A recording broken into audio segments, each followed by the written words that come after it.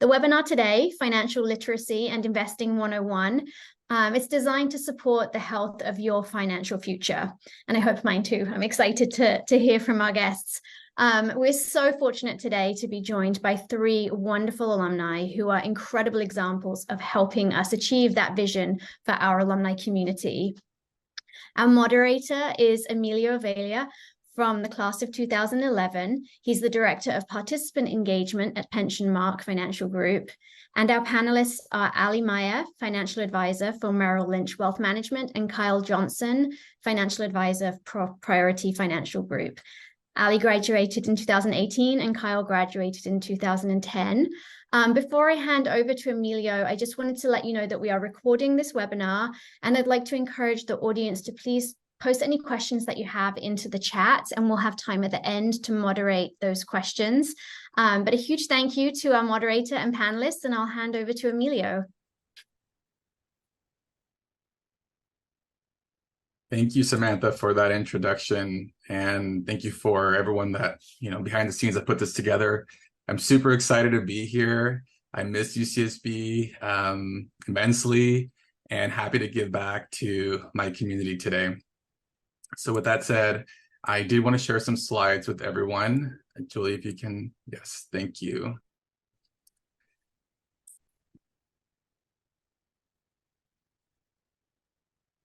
Perfect. Before I start and we dive into the webinar itself and the panel, I did want to outline some of our workshop goals for today. One, we want you to learn how to make budgeting more approachable. I know a lot of times it can be a daunting topic, but it does really come into play when you're trying to figure out your financial situation and save for the future. Two, discover ways to start investing for your future goals, right? So we're going to go through some practical tips that both our panelists are going to provide to you and resources throughout the presentation. And three, explore effective ways to grow and preserve wealth over the long term. So we really want you to hopefully take one of these or all three of these away and really implement them in a way that works for you and your unique situation. Next slide. So when I ask my clients, what are some obstacles to budgeting, they usually respond with, it takes too much time, it's too complicated, it's stressful. And I'm sure a lot of you can resonate with those responses. I myself, working in the financial services still, it's so difficult for me to follow my budget, but it doesn't have to be any of those things. Budgeting, when it comes down to it, is the process of creating a plan to spend your money. Budgeting can help you in different ways. So first of all, it helps you live within your means. When you budget your money, you create a clear picture of where your money is going. By using a budget, you can see where your money is, where you're spending too much money, for example, in a certain area. When I look at my budget, sometimes I can see, or most of the time I see that I spend a lot of money eating out, right? Being social. So it does help you stay accountable and gives you that high level overview of where your money is going. Budgeting also helps you pay down debt. By reviewing your budget, you can set a plan to pay down your debt. A budget can help you stay on track as you make payments to help you chart a path to get out of debt. Right? And we'll talk a little more about what debt strategies are available to you if you are in that situation, especially starting this month. Actually, most of you probably can relate to this, but student loan repayments are coming back up. And a lot of people that I've been talking to are trying to figure out ways to fit that payment back in their budget because it's been some time. And three, budgeting helps you save for future emergencies. So budgeting can help you save money towards your financial goals, but at the same time can help you in case you ever find yourself in an unexpected financial emergency, like a car breaking down or a surprise trip to the ER. Hopefully that's not the case, but that's where saving for an emergency can help you with your budgeting. All right, so let's talk about what strategies are out there. So Julie, if you can go to the next slide. Perfect, thank you. So many of you probably heard of the 50-30-20 budget rule. Let me break it down for you all. It's pretty straightforward, but I did want to explain how each one works. So this budget rule is commonly quoted as a financial rule of thumb. It's one that I use personally, but just make note that there are other budgeting strategies that you can implement that work for your unique lifestyle. This specific rule splits your take-home pay into two different categories: your wants, your needs, and your savings and debt. So first, it's saying that 50% of your take-home pay should go towards things you need to live, such as rent, groceries, and utilities. Think of them as your fixed costs.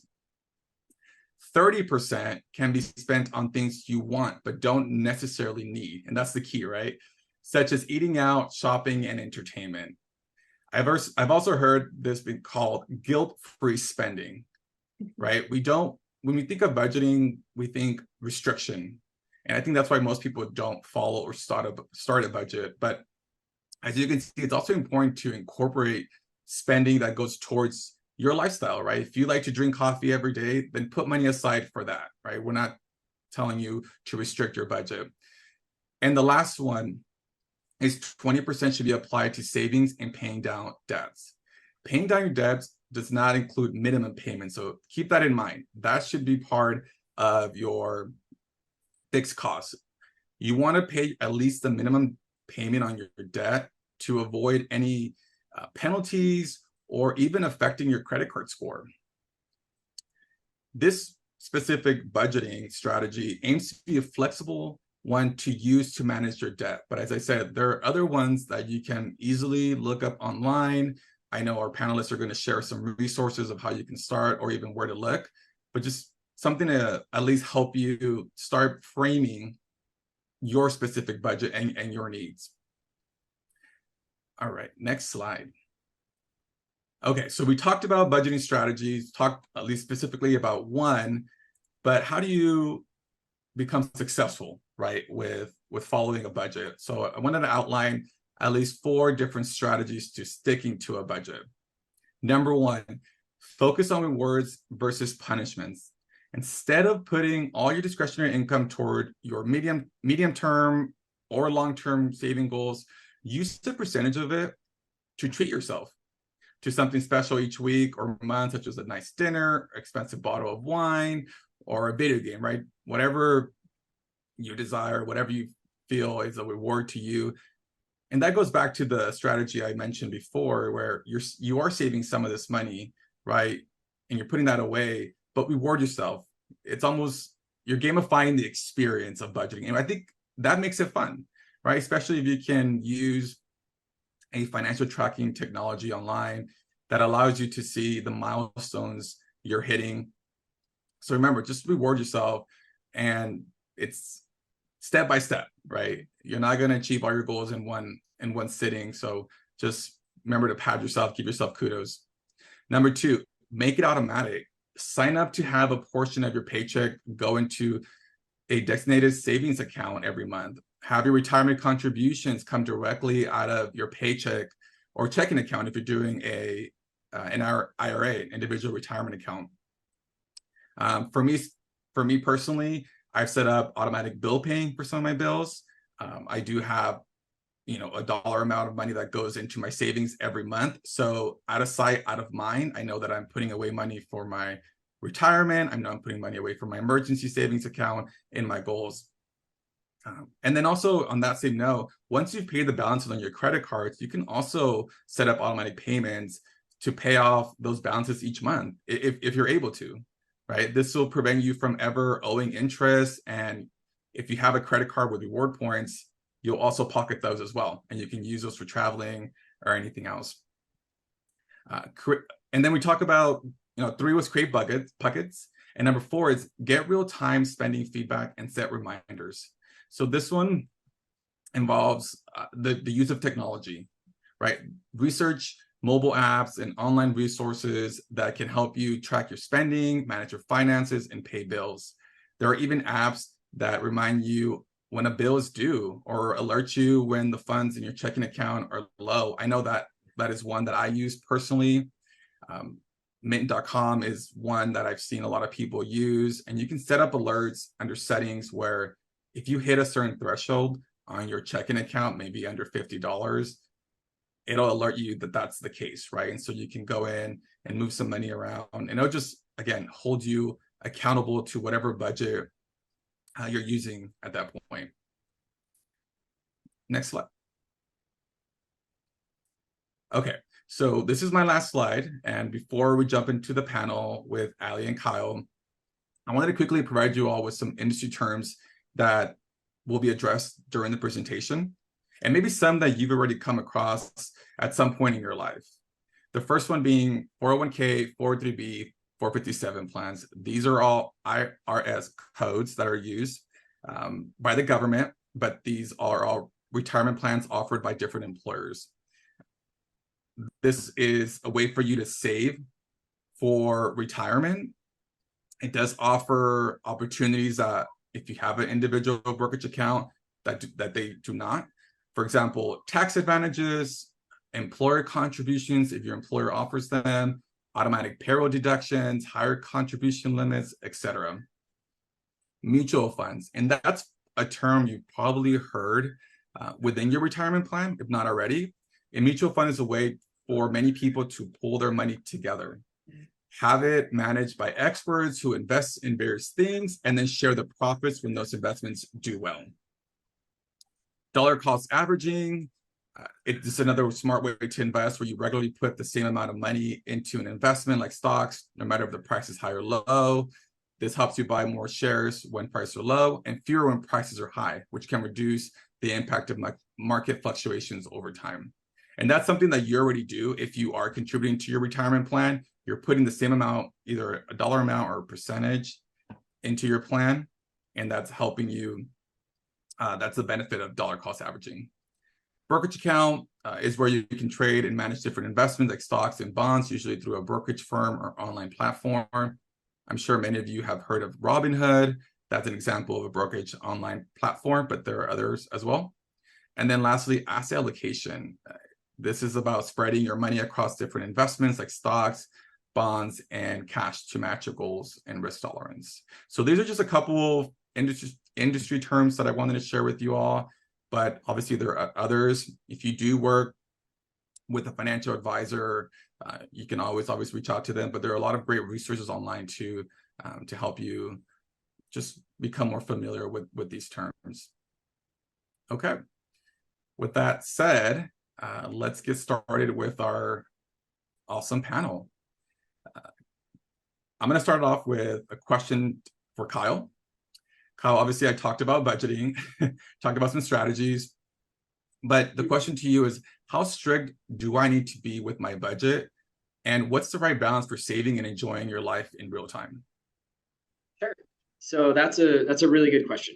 And unfortunately, for a lot of the things in our profession as financial advisors, financial planners, the real answer is it depends. And it depends on your lifestyle, right? So maybe as a younger, and I think it's really important though, that you do balance things like, let's just say, debt repayment with, savings that you can access. For instance, if you're looking to maybe buy a house, right? So things like that. So if you do have debt, I think it's really important to look at, hey, because I think a lot of people on here have questions about debt repayment.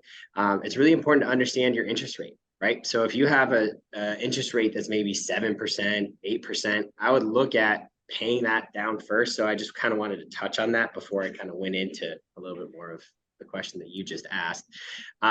It's important to understand how much debt you have, how much it's costing you every year. And when you are saving up those, as you were mentioning in that 20% bucket, right, for paying down debt, you allocate it to the highest interest rate stuff, right?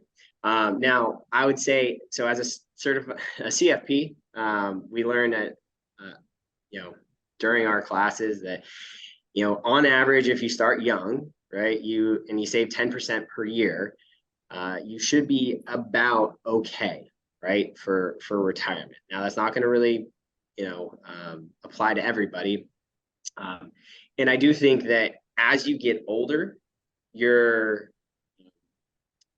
going to be in your prime earning years later on. So you're going to have excess income later on in life. And so if you're not exactly doing maybe 10% and you're putting more of that into the debt repayment or trying to save for a house, something like that, I think that's okay. But as long as you continue to monitor your progress along the way, but as a general rule of thumb, about 10% is about right. So I hope you that, talked yeah, no, thank you, Kyle. It's super insightful. And I just want to maybe ask a follow-up question to you in terms of debt repayment. I think, and I'm not sure if many of on here know, but there are two popular different methods for paying down debt: the avalanche method and the snowball method. And you talked about interest rate being a big factor. Can you maybe just briefly touch on those two methods? yeah. So, you could throw everything at debt, but I would say that the real big, so gradually doing it versus just paying it off as much as you can and just going at it, right?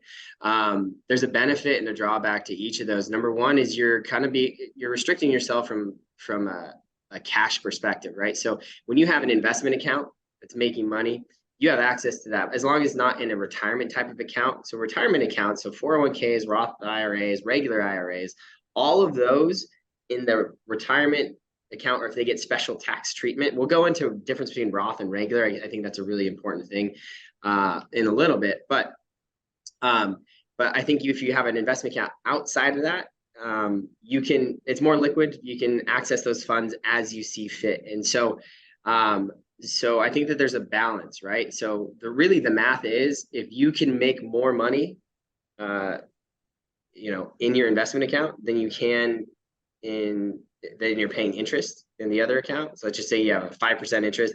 If you can make 7% interest or 10% interest on the other side, then it's usually a net benefit to invest in that, pay that down more slowly, right? But I think also it's really important it really depends on your lifestyle, right? If you're just pouring everything into your debt, you're not going to have anything to use to pay down a house or to, for a down payment. You're not going to have anything to do that. So I think for most people, the snowball method tends to work a little bit better. Now, if you're not going to invest the other amount, right?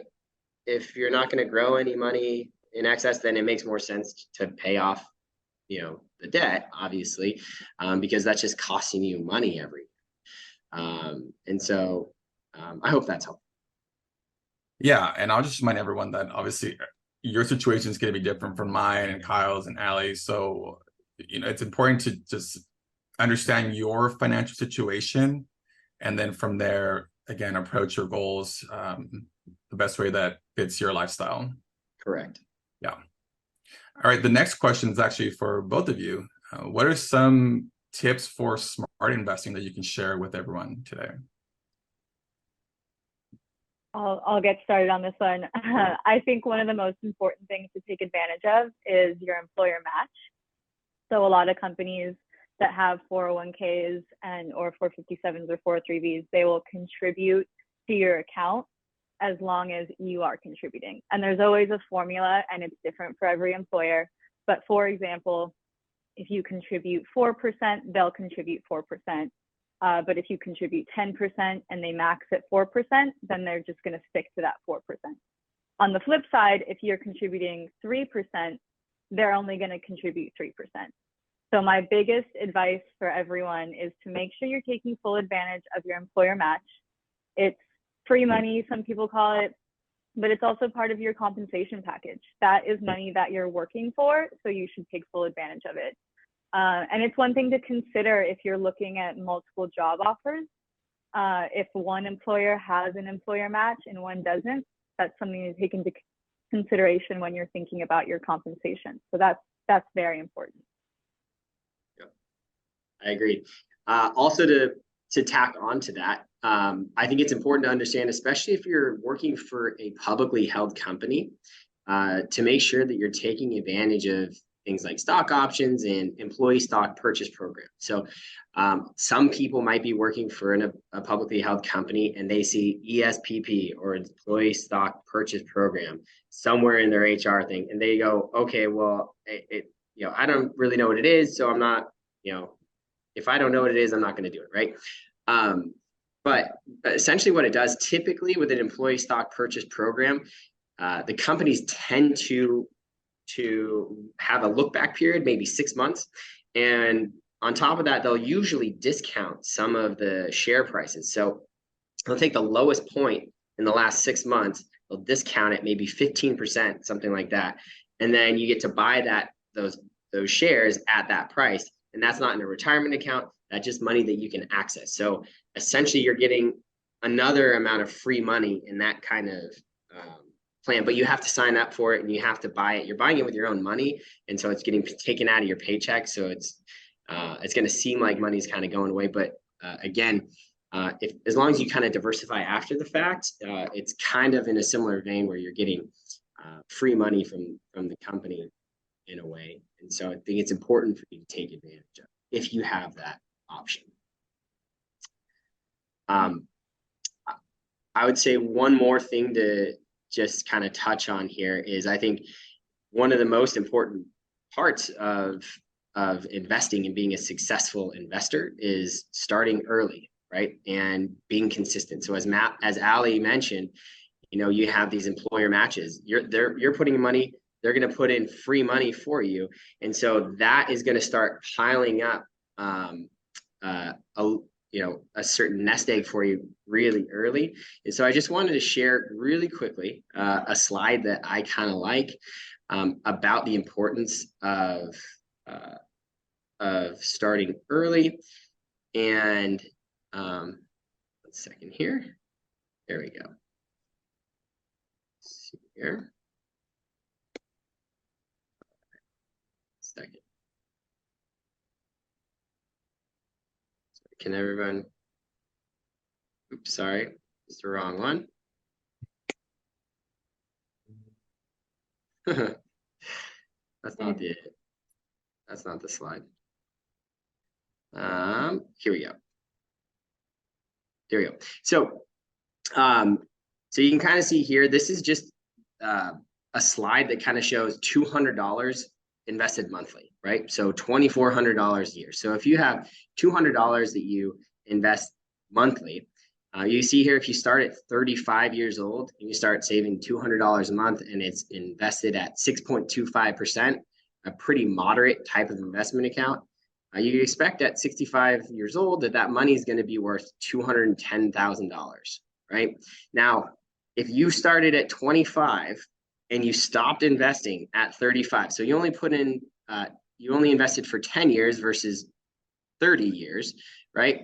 But you started early, you'd end at 65 if you still have that same 6.5% return at about $209,000, which is almost the exact same amount. So why is that? The reason is that when you invest, you have compound interest, right? What we call compound interest. So that's a financial equivalent of a snowball rolling downhill. So every time you make your portfolio makes a little bit of money, the next year it kind of picks up a little more, picks up a little bit more, and it makes a huge difference as you get into retirement, right? You'll notice here, I mean, obviously, if you continued from 25 to 65, your ending portfolio value at retirement would be $420,000. That's just at $200 per month, right? So starting early, being consistent is a really big deal, but also making sure that you have enough, that you're allocated correctly, right? So the green line at the bottom is somebody who's essentially just in CDs, so they're really conservative, and then they invest that money. From 25 to 65, they put in $96,000 total, and they end up with $147,000 versus $420,000. So compound interest makes a really big deal, especially as you increase your returns, right? So I hope that that's helpful for you. Yeah, and I think something that most people are probably asking themselves right now is, again, with student loan payments resuming next month. Do I allocate money towards that? Do I, continue to do contributions to my retirement account? And something that Ali mentioned at the beginning of this question was, if there is an employer match that your company's offering, it is essentially free money on the table. So if you can at least do that percentage and match that percentage, that's a great start, right? Because you're still going to be investing in the market through those mutual funds, but at the same time, you can make room to pay back your student loans. So on that topic, I would definitely, if you're looking and struggling with that, definitely reach out to your student loan servicer to see, what options are available to you. But all great points that both Ali and Kyle have made. Another question for the both of you that I think would be very beneficial to all of us is, what are some of the common mistakes people make when investing? My favorite question. I think you can learn a lot about how to be a smart investor by learning about what not to do, right? So one of the most common ones I see is selling out of your portfolio or liquidating your investments and going to cash when the market gets really rough and the market's down a lot. People get really scared. I understand that. I get scared. But we made it through a pandemic. The entire country was shut down. Businesses were shut down. The stock market took a huge hit. I had a lot of clients that were really scared, but we came back. And if you stayed in your portfolio, you recovered from that and you didn't suffer those losses. You only suffer the loss when you actually sell out of your portfolio and go to cash. So people tend to sell low and buy high, which is the reverse of what you should do. You should be buying low when things are cheap, things are on sale, and then you should be selling high or staying in your portfolio until you need the money. That's my favorite one. I would say on that note, it's also important. So as financial advisors, we tend to have rules of thumb sometimes.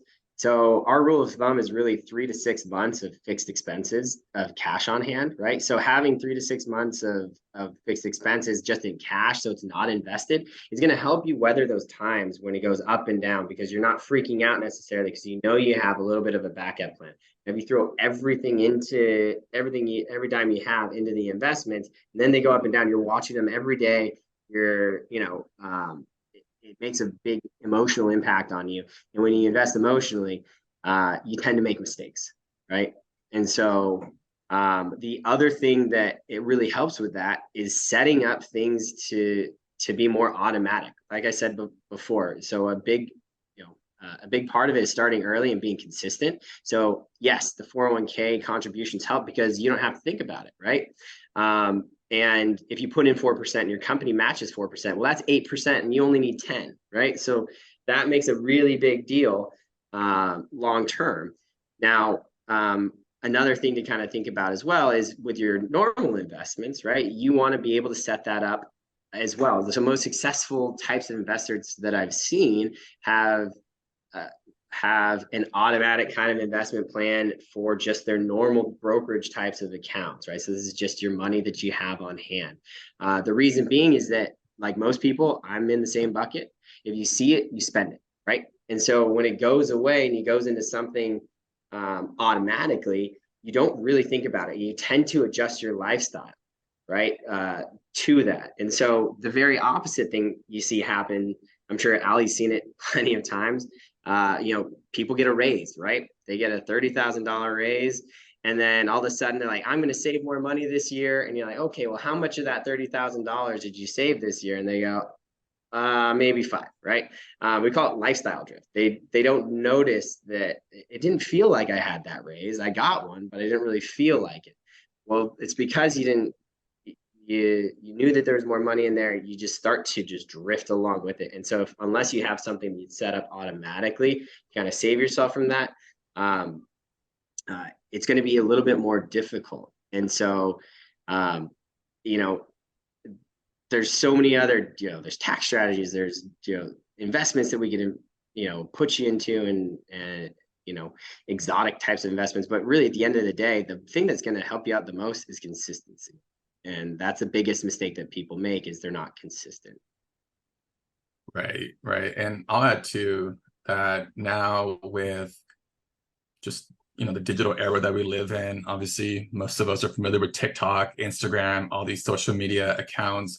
There's a lot of information being thrown at people through these different channels. So just beware of the trends that are popping up in those videos and those posts, because not everything's going to be catered to you. So that's where having a financial advisor, even a financial ally that maybe someone in your family or a friend of a friend can help you with, just to disseminate that information or break down information down so you understand it and can make a knowledgeable decision if it's something that's meant for you or not. So just beware of those, because I get those questions a lot. People are calling me about, I saw this on TikTok, I saw this on Instagram, I want to do this, but when we look at their situation, it doesn't make sense, and it's actually very risky for them. So that's another common thing just to look out for. Not a mistake, just something to look out for.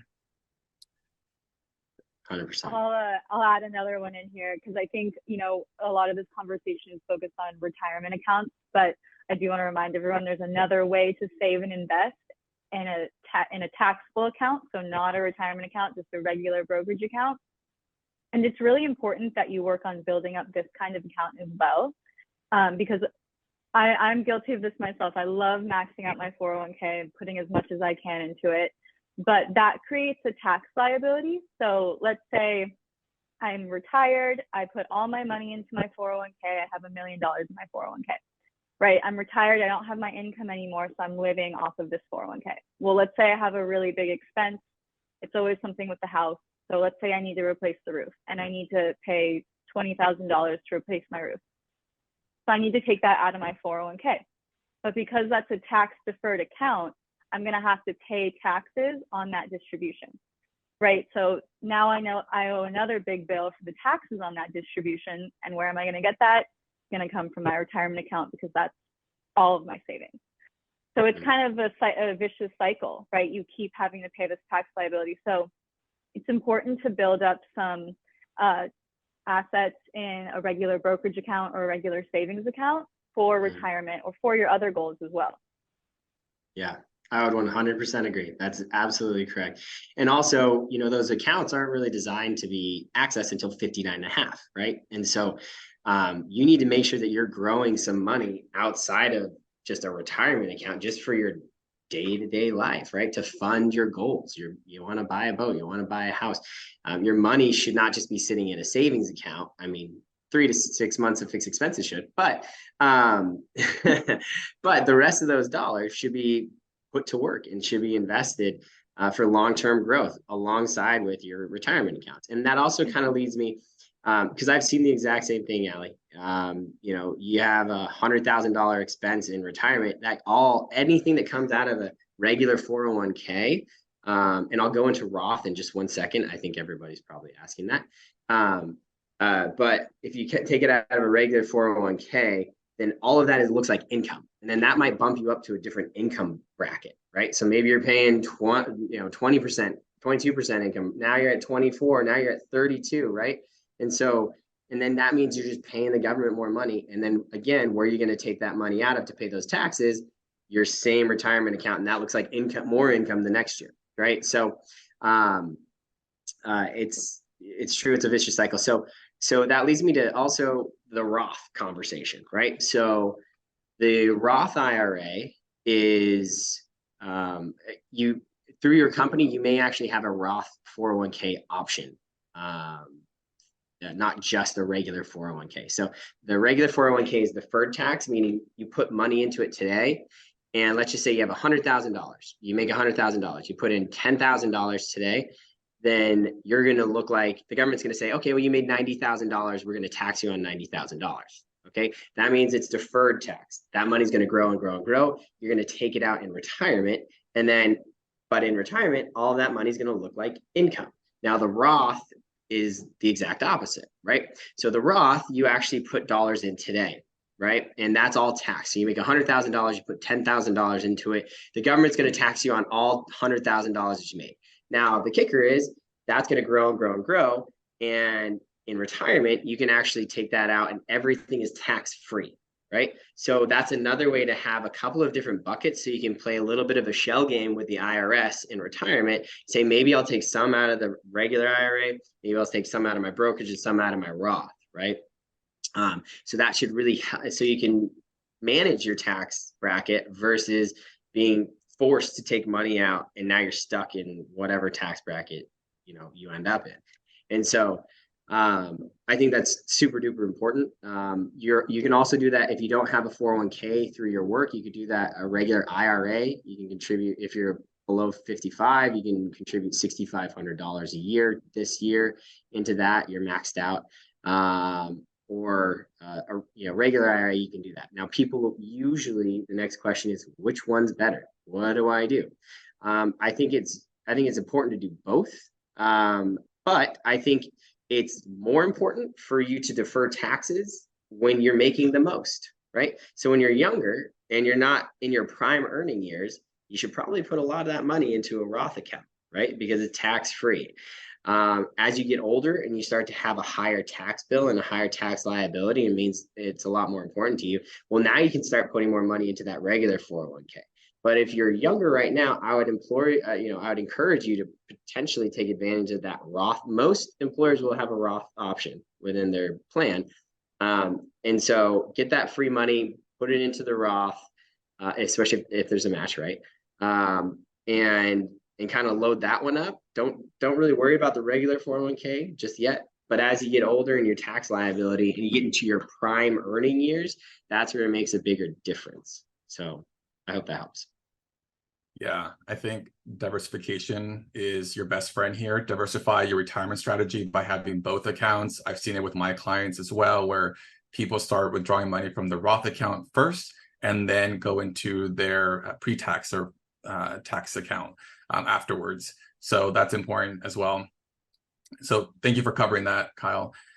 The next question I have is for Allie. Should I save for my kids' college education early or focus on my own retirement strategy? I know that's a question that's come up too with people that have kids and are saving for their college tuition. Yeah, I would say it's really important to create a plan and stick to that plan. And when you're thinking about where your priority should be, your priority should absolutely be on yourself first. We all love our kids, I know, but the analogy is typically like if you're on an airplane, there's an emergency and the masks come down, you have to put it on yourself first and then your child. And that's because if you're not around to take care of your child, then no one's going to be there to help them, right? So you want to make sure that you're around when you're in retirement, you have enough money to supplement your lifestyle so you don't have to rely on your kids to supplement your costs, because we see that a lot. Adult children, having to take care of their parents in retirement due to like healthcare or bigger expenses because they didn't save properly for retirement. So yes, it's important to save for a child's education, but make sure that you're saving enough for yourself first and then focus on that. And that really just comes down to having a plan, creating a plan, and sticking to it. Yes, that's a great point. And the last question before we move to the audience Q&A is for both Allie and Kyle. What firms or online resources for people that are just getting started do you have for maybe in terms of investing or any other financial resources you can offer? Allie, yeah, so I'll give myself a little plug here. I work at Merrill, so I have to say Merrill Edge, right? So Merrill Edge is like the kind of do-it-yourself platform of Merrill. So there's managed portfolios. You have access to advisors that can help walk you through what to invest in.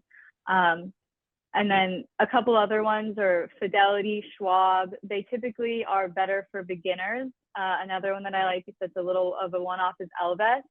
A lot of these fintech firms are popping up where you can pay a monthly subscription and you can have access to an advisor, which is typically kind of difficult to have access to a personalized advisor that you work with, because you have to have a certain level of wealth to work with an advisor.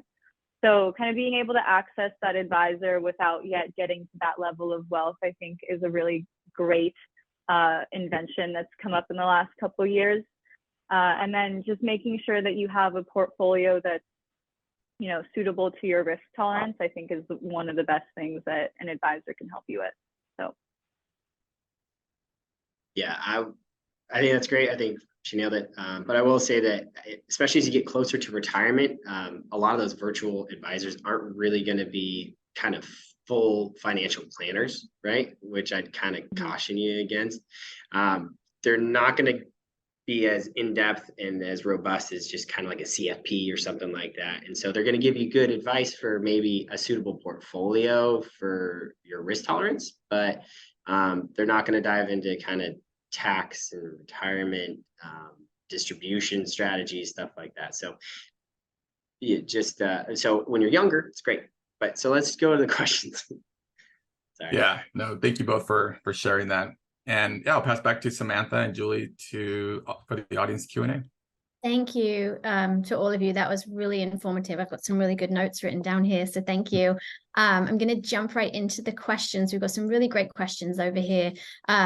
I'm actually going to start, Emilio, if you could bring up I'll give you a second to bring back up your slideshow with the 3 buckets that you had on there, because there's a question about just defining what you meant by the buckets. But while you do that, I'm going to go to our first question, which was for student debt, is it better for your credit score to make a one-time payment in full, or to pay the minimum over the, you know, however many months it is that the student debt is with you? Allie, do you want to take this one, or You go ahead. Okay. So generally speaking, you know, credit is it's a very opaque type of area, and so we're not technically experts in credit, and so just kind of be cautioned on that. But I will say that there's a credit utilization ratio, and so paying everything off at one time could potentially negatively impact your credit utilization ratio. You know, so usually paying it off over time tends to be a little bit better, but then again, it really depends on if your lifestyle, or if you're paying really high interest rates, you know, and you're not really planning on getting another loan in a certain amount of time, then really, who cares, right? I'd much rather have more money for a down payment and pay less on that, and have maybe a slightly higher, you know, loan amount, maybe instead of 5%, it's 5.3, right? I'd much rather have more dollars in my pocket. So be cautious and don't just say, oh, I'm just going to do the minimum payment because it's better for my credit, right? Make sure that you're paying it down a good amount, right? But hopefully that's helpful. Thank you. And then Emilio, are you okay to just share that circular slide that you had with the 3 buckets again? I won't spend too long on it, but I think some people. Yeah, there you go. Thank you, Julie. I think it's the slide before that, or great buckets. Yeah, is the one with the circle. The 50, 30, 20 budget. I think it's strategy number 3 they're looking at. Oh, this one? Yeah, is this one you referenced the bucket? Yes. Yeah. Okay.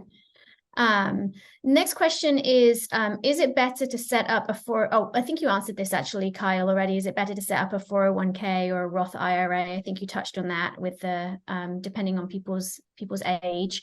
So then we have a question. I heard you mention mint.com. What is the difference, pros and cons, between a system like Mint or another portfolio management system like Merrill? Yeah, I can touch on mint.com because it's an example that I bring up a lot with my clients when we talk about our own in-house financial tracking tool. And like any aggregator tool that helps you link your accounts, you know, it's a great starting point to track your expenses when you link your checking account, your credit card expenses. I think the disadvantage of a company like mint.com is that obviously they have to make revenue, so they have to sell you product on their platform, and it's based on the information that you input or you allow for them to see.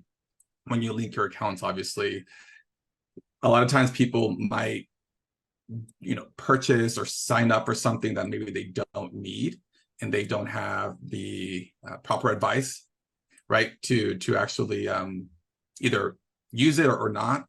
So I would say the disadvantage, but the advantage again is the fact that it does allow you to aggregate all your accounts together. But there is a human component to it that is also obviously sometimes missing. Online brokerage accounts, I'm not too familiar with, so maybe Ali or Kyle can touch on those brokerage platforms. Sure.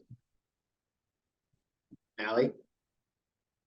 Yeah, well, one thing I want to say on mint.com is that I think it's a great tool, but one of the issues that a lot of people have with budgeting is it takes a lot of time, right? And when you're using kind of like a third party like Mint, you have to actually go in and put that information in. Whereas a lot of the big banks, so if you work with a big bank like Wells Fargo, Bank of America, Chase, they're gonna have those tracking tools on their app or on their website. And because you're doing all of your spending with that bank, it'll automatically just feed that information in so you don't have to enter it. So I really prefer those if you have a bank that you have access to it. But as for the online platforms, that's basically somewhere you can go open an account. Typically they have strategies, portfolio strategies that you can choose to manage your assets. And typically you can open any kind of account except for an employer kind of account like a 401k. But you can open a brokerage account, you can open a IRA or a Roth, and then I will say just make sure that once you open those accounts, you get them invested. Back to the pitfalls things, that's one of the things that I see happen a lot is people think, oh, okay, well, I opened my Roth and I put money into it, that's all I got to do. But no, you actually have to make sure it's invested, and you have to make sure it's invested suitable to your risk tolerance and your personal situation. Thank you. Another question we have here is, if I change jobs, is it prudent to roll over my 401k to my new employer, or should I have them stay separate? So, I like this question. Yeah, go ahead, Ali. I'll let you take it then. From personal experience, I have seen many clients get into their later years in life, and they will literally lose track of 401ks from a company that they worked at when they were 25 and they only worked there for a year. So I actually have this one client, we've been trying to track down her 401k for like a year now. So there really is no benefit to leaving it at your old 401k. Typically all 401ks are going to have very similar expenses and very similar investment strategies for you to choose from.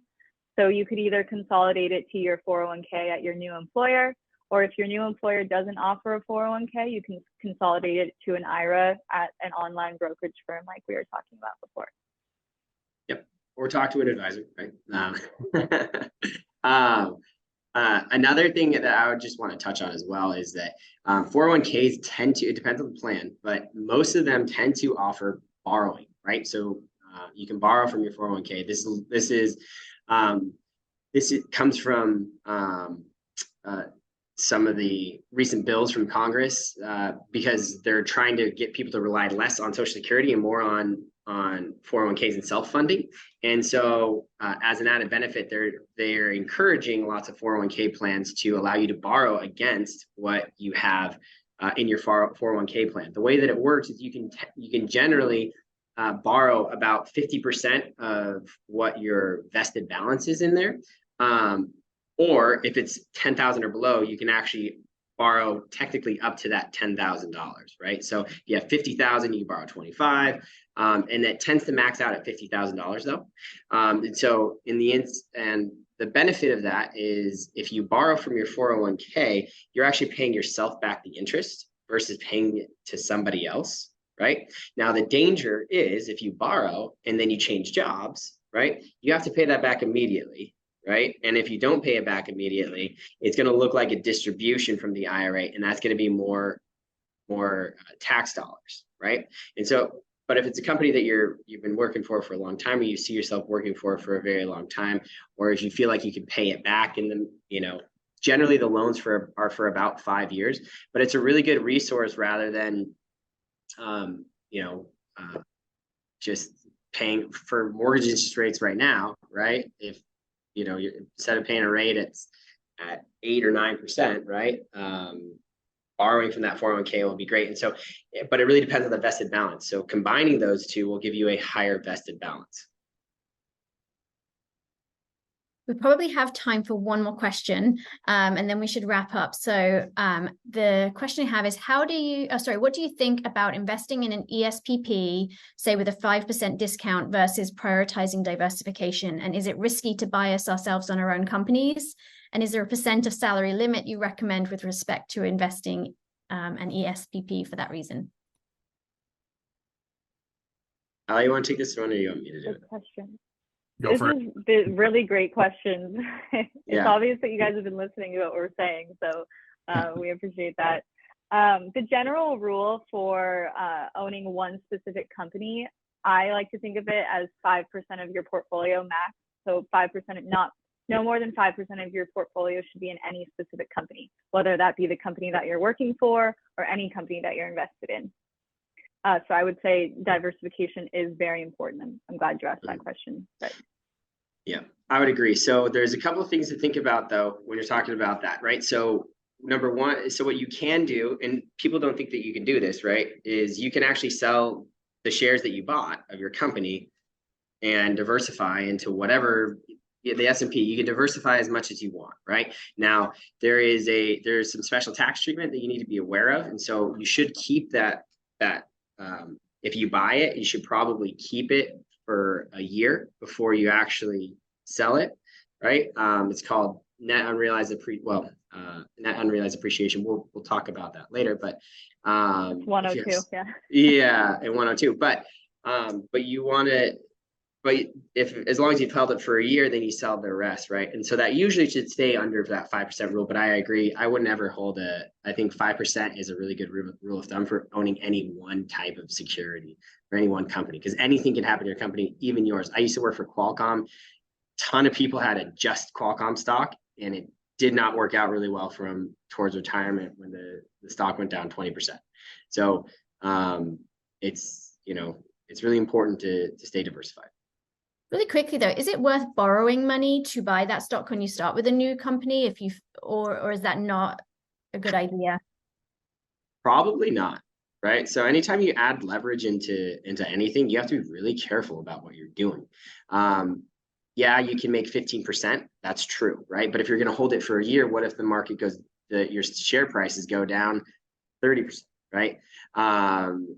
When you start to get a little bit too risky, you could see it from both ends, and it could work out poorly for you.